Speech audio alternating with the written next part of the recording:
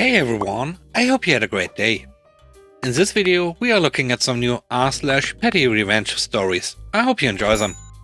The first story is called eBay Revenge. This goes back almost 20 years. I started selling on eBay, and at the time I was making my way through a large sports cards collection I bought. I felt that the best way to get the most money was to divide the collection into team sets by year. I believe at that point in eBay's history you could only run auctions. So I had dozens of team lots listed from various years. I had a late 1970s Dallas Cowboys group. The bidding was competitive for most of the week that it was posted.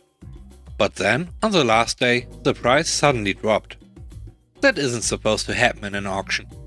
I poked around and found that the high bidder retracted his bid, causing the price to fall to the next highest bidder.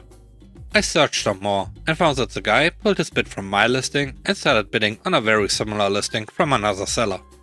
I could have shook my head and moved on, but I'm not like that. I craved justice. I added the retractor to my blocked bidders list and outbid him on the other lot of cowboy cards. The icing on the cake was when the seller contacted me to arrange payment. I distinctly remember him asking me, how does a Cowboys fan end up in Chicago? I told him my reasons, and he found it humorous enough he offered to ship the cards free of charge. I'm not sure if the other guy ever got the Cowboys card he was looking for. I would like to think I at least set him back a couple of weeks and aggravated him just a little while doing it. The next story is called Petty Check Revenge.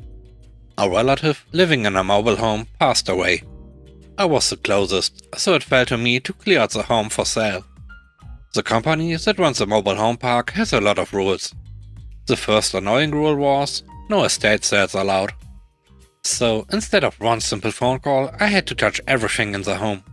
Donations, bakes list, recycle and the shared dumpster were my only tools to empty a stuffed 2-bedroom mobile home. Over the weekends I cleared it out, except for the garage. I finally cleared out enough to list the home for sale. The realtor said that it was okay to work on the garage while the home is on the market.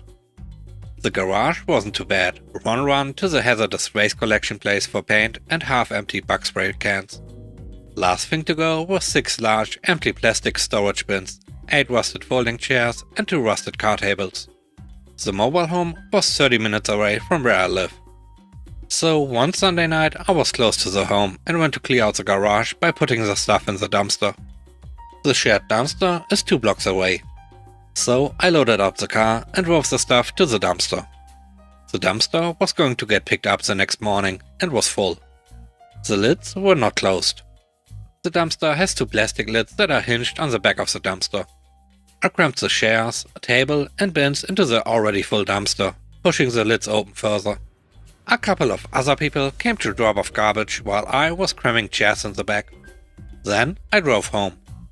I'm 5 minutes away when the park manager called to tell me I had to take the stuff out of the dumpster because the lid didn't close. Those snitches.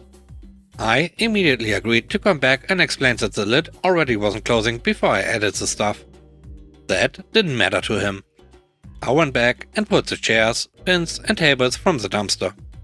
The rest of the trash was packed. So the stuff I pulled out was relatively clean. I went back the next day and threw the stuff back in the dumpster. I resisted the urge to own the chairs to take up space. So much resisting. A week later I got a check for $1.54 from the park cause I overpaid the space rent. The home is owned by a person. The space the home sits on is rented from the park. I didn't know the exact amount of rent, so I rounded up to the nearest $10. The check was the difference. The check was sent in the mail, which cost 55 cents. Heh. I shredded the check, so for the next 6 months they are going to have to do it with a non-cash check. Ha! Revenge. I held my raised fist as the shredder shoot up the special hologram check. I think I might make a special trip to throw the shredded check back into the dumpster. The third story is called Have Fun Building It Now. I moved into a shared apartment and never met the guy whose room I was taking over. But he was also selling his bed, so we texted back and forth to settle on a price. I asked if it came with the bedding, since I had just moved to a new country and had nothing like that. He said it did.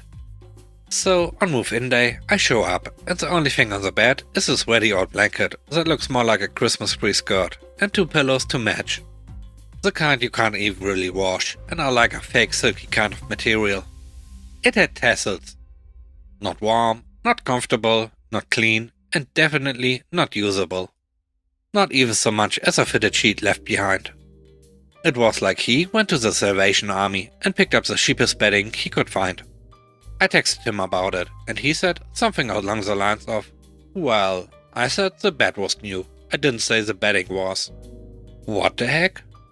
I couldn't sleep there the first night and went back to my hostel and bought my own bedding the next day. But he left an unbuilt Ikea desk in the corner of the room and said his girlfriend was coming to pick it up sometime during the week. It wasn't in a box, just bundled up and held together with some masking tape. So it wasn't brand new.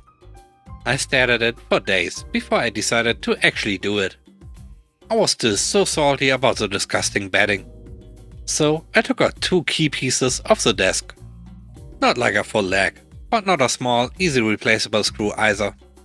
I don't know exactly which structural pieces they were, but I feel confident that he couldn't have built it properly without them. I had to wait until my other roommates were out to go toss them in a bin down the street, so they wouldn't be able to trace it back to me if the old flatmate asked.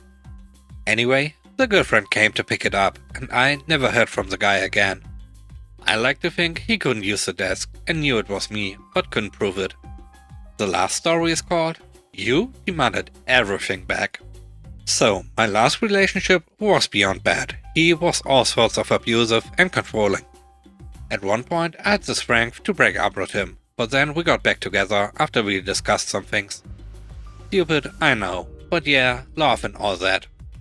Well, anyways, one of the things we agreed on was that he and I would stop drinking alcohol. He was beyond crazy aggressive when he drank, and I wanted to support his sobriety. Fast forward about 8 months or so, and we got into a huge fight. I not only broke up with him, I kicked him out of the house. I told him he wasn't ever allowed back inside. We had been living together over a year at this point, so his mom got in touch with me about getting his stuff. While on the phone with her, I could hear him in the background, saying, "Make sure they get everything I own or bought." I want it all back. Apparently, even stuff he gifted me, he wanted back.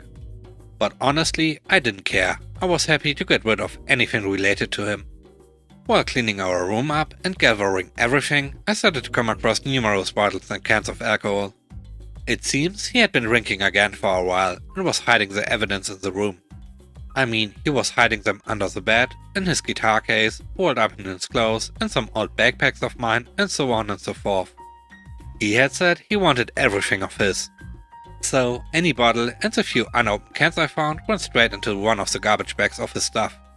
By the time I had gathered everything up, I had 3 bags of stuff, and one was basically all just the alcohol.